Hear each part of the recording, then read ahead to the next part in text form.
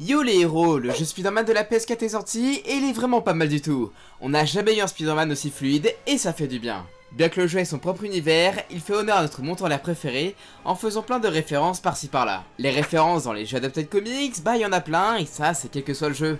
Et pour le nouveau jeu Spider-Man, bah on a de très bons easter eggs, je vais donc vous en parler. Je tiens à vous prévenir que je ne parlerai pas trop l'histoire du jeu, donc il y a peu de chances que je vous spoil, mais au cas où, il y aura un timecode pour éviter de vous faire spoiler quand je parlerai un petit peu de l'histoire.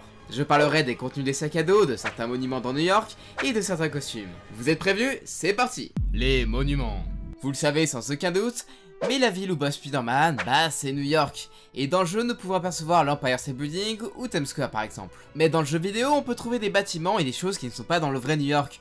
Vous connaissez peut-être le taureau de Wall Street, bah dans le jeu, il a été remplacé par Guldor, le chien des Inhumains. Si on se balade un petit peu dans New York, on peut carrément voir des bâtiments faisant référence aux Avengers.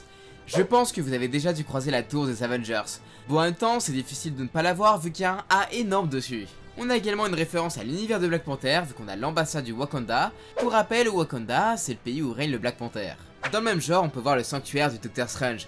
Bon, par contre, vous ne pouvez pas rentrer dedans, mais ça reste un petit clin d'œil sympa. Si vous êtes plus fan de Daredevil et de Jessica Jones, vous pouvez retrouver le cabinet de Daredevil, le fameux Nelson and Murdock, ou encore Alias Investigation qui est l'agence de Jessica Jones. Bon, après c'est un petit peu moins connu, mais nous pouvons croiser le Fogwell Gyms. Pour ceux qui ne le savent pas, c'est la salle de boxe où s'entraînait Jack Murdock, le papa de Daredevil. Et pour finir, vous avez le bar qui n'a pas de nom. C'est un bar où les méchants peuvent boire tranquillement. En tout cas, je trouve ça sympa qu'ils fassent des références à des lieux pas trop connus du grand public. Les références aux films. Bon là, on va s'attaquer aux références des films. Alors je vous préviens, je vais expliquer deux cinématiques qui font partie de l'histoire. Ça parle du premier boss du jeu et d'un autre qui arrive bien après. Si vous avez peur de vous faire spoiler, vous pouvez aller à l'endroit où le spoil s'arrête. C'est bon? Vous êtes prêts? C'est parti! Lorsque vous avez battu le premier boss, Spider-Man fait une petite réflexion au Caïd en disant: Alors, c'est là qu'on s'embrasse? C'est une référence à la mythique scène du baiser à l'envers du premier film Spider-Man de Sam Raimi. Même ma copine connaît cette scène alors qu'elle n'a jamais vu le film. D'ailleurs chérie, si tu m'écoutes, faudrait peut-être les regarder. Et on a un autre easter egg sur les films de Raimi lors du combat contre Mister Négative. Spider-Man tente d'arrêter le train, sauf que ça ne marche pas, et il dit ça avait marché la dernière fois pourtant. Bah la dernière fois fait sans aucun doute référence à la scène du train dans Spider-Man 2. C'est très chouette comme référence, et je suis très content que la trilogie de Sam Raimi ne soit pas oubliée. Les mèmes. Bon cette fois-ci, ça va être un peu plus tranquille et plutôt court, et c'est disponible que dans la VF. Lors de certains combats, on peut tendre certaines phrases, comme par exemple: c'est une référence au même. Je suis pas venu ici pour souffrir, ok? Et dans un autre style, on a Spider-Man qui dit: Je vous préviens, je mets mes toiles où je veux, et c'est souvent dans la gueule. Et bah c'est une référence à un film où Chuck Norris dit qu'il met les pieds où il veut, et c'est souvent dans la gueule. Je trouve ça vraiment sympa et je ne peux que saluer les performances des doubleurs et notamment celle de Donald Rigno qui fait la voix de Spider-Man. Le contenu des sacs. Dans le jeu Spider-Man, vous avez pas mal d'anciens sacs à dos de Peter à récupérer. Et dans chaque sac, vous pouvez découvrir des objets du quotidien de Peter Parker, comme la brosse à dents qu'il utilise lors de son temps en Spider-Man, et on a plein d'autres objets qui font référence à sa vie. On a par exemple les toiles de Spider-Man qui sont en dessous de ses bras. Elles ne sont pas présentes dans le jeu ni dans les derniers costumes des comics, mais il en portait lors de ses anciennes tenues. On a également une casquette de livreur de pizza. Ça fait sans aucun doute référence au jeu Spider-Man 2 où Spider-Man livre des pizzas. Et clin d'œil un peu plus comics, Spider-Man parle de gants isolants qu'il a utilisés pour vaincre Electro. Et bah il les a également utilisés dans le comics où Electro est apparu la toute première fois. Autre easter egg sympathique, c'est ce dessin. Bon, vu comme ça, il a rien de particulier, mais Peter nous raconte que c'est un enfant qui lui a dessiné après qu'il ait récupéré son ballon. Bon, déjà, c'est trop mignon, et c'est une référence à une mission de Spider-Man 2 où vous devez récupérer le ballon du petit gars. Pour le coup, c'est assez triste, mais vous avez un pendentif avec les parents de Peter. Il fera la remarque que c'était des agents secrets, et bah pour la petite histoire, c'est vrai. Les parents de Peter Parker travaillaient pour le Shield. Bon, on finit avec les easter eggs des sacs à dos avec la carte de départ de Peter Parker. On peut voir les signatures des différents collègues de Peter du Daily Bugle, comme par exemple Betty Brown, Joe Robertson ou J. Jonah Jameson. Mais également celle d'Eddie Brock. Vous savez, le porteur principal de Venom, et bah ils ont bossé ensemble. Et le dernier easter egg, ce que je trouve assez sympa, c'est la carte de Matt Murdock. Notre avocat préféré a donné sa carte à Spider-Man, et il se demande lui-même comment Monsieur Murdock a su qu'il était Spider-Man alors qu'il était aveugle.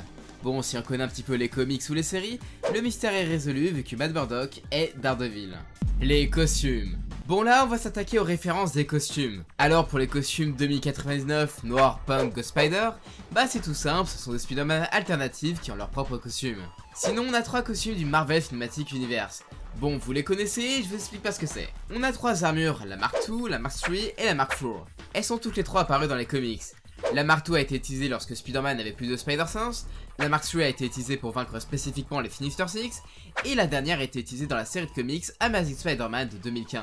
Le costume noir a été utilisé lorsque Spider-Man s'est échappé du purgatoire dans les histoires Spider-Man et Deadpool, et on a un autre costume assez singulier, c'est le costume Fairy Self, qui est constitué d'Uru, le même matériau que le marteau de Thor. Et pour finir, je vous parlais du costume Dernière Chance. Récemment sur Twitter, un abonné m'a dit que le costume venait d'un futur possible. Et c'est bien vrai, le costume est apparu la toute première fois dans Amazing Spider-Man 500. Mais ce n'est pas tout, pour la petite anecdote, on revoit le concept de la tenue plus tard lorsque Leo Zaleski, le créateur des costumes de super-héros et vilains, montre un design du tenue plus fonctionnel. Et cette tenue est vraiment classe, et c'est dommage qu'on ne l'ait pas revu dans les comics. Mon avis sur les easter eggs de Spider-Man PS4. Vous savez, j'adore les easter eggs et l'univers Marvel, et quand on mélange les deux, bah ça me fait plaisir. Dans les adaptations de comics en jeu, on a toujours des références aux comics, et à ce niveau-là, le Spider-Man de la PS4 fait le café. D'ailleurs, les easter eggs ne sont pas forcés, et il joue à son propre univers. Et même si on n'est pas un expert en Spider-Man, on peut facilement apprécier le jeu et son histoire. En tout cas, je trouve ça vraiment chouette que les développeurs nous ont fait des références à Spider-Man dans tous les médias, que ce soit les comics, les films ou encore les différents jeux vidéo. Il y a une réelle volonté de bien faire et je trouve que ce jeu rend vraiment hommage à l'univers de notre monte en l'air préféré. Alors j'ai deux questions. Qu'est-ce que vous pensez du jeu Spider-Man et quel est votre easter egg préféré? Et d'ailleurs, si jamais vous avez vu d'autres références dans le jeu, dites-le moi dans les commentaires, ça m'intéresse. J'espère que vous avez aimé la vidéo, si vous souhaitez me soutenir, vous pouvez regarder des publicités sur Utip et me laisser un petit message, ou faire des dons sur Tipeee. J'ai fait plein de vidéos sur l'univers de Spider-Man.